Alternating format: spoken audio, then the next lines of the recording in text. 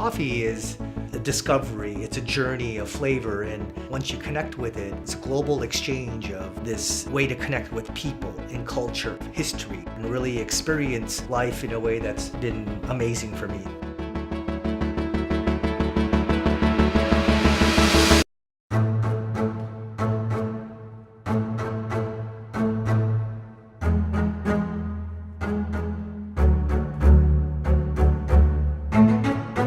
Corey's like the culinary tactician.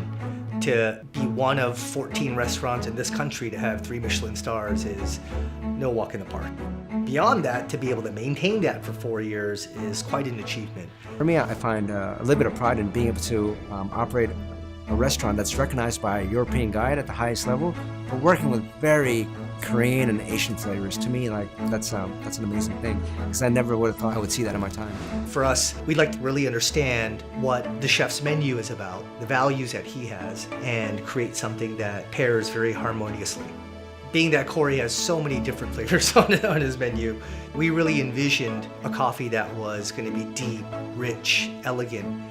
From Craig really investing the personal time to be part of that journey of opening a new restaurant, it became obvious that LAMILL was going to offer this personalized attention and this excellent service. So that's what resonated with me.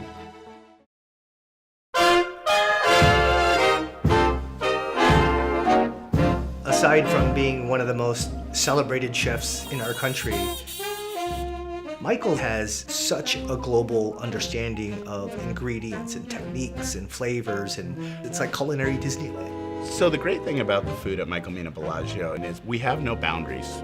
We're inspired by a Japanese dish right next to a Middle Eastern Mediterranean fish dish, next to a dish that has Korean influence. And I think that it really lends well to being able to say, okay, we're gonna use the whole globe. My first exposure to LAMILL blew my mind. And that's really when I started to understand what coffee was really all about. If you look at coffee and wine side by side, the process and the journey is very, very similar. And depending on what winery it goes to and who's actually, taking care of the wine from that point forward, the results could be dramatically different. You could almost say Craig is a sommelier of coffee. Craig has definitely obsessed over it, and he exudes hospitality. When you meet somebody like that, that's exactly who I want to be partners with. That's exactly who I want to do business with. When I'm opening a restaurant, I'll use Craig as the example of we've got to be able to be as big a perfectionists about our food as Craig is about the coffee.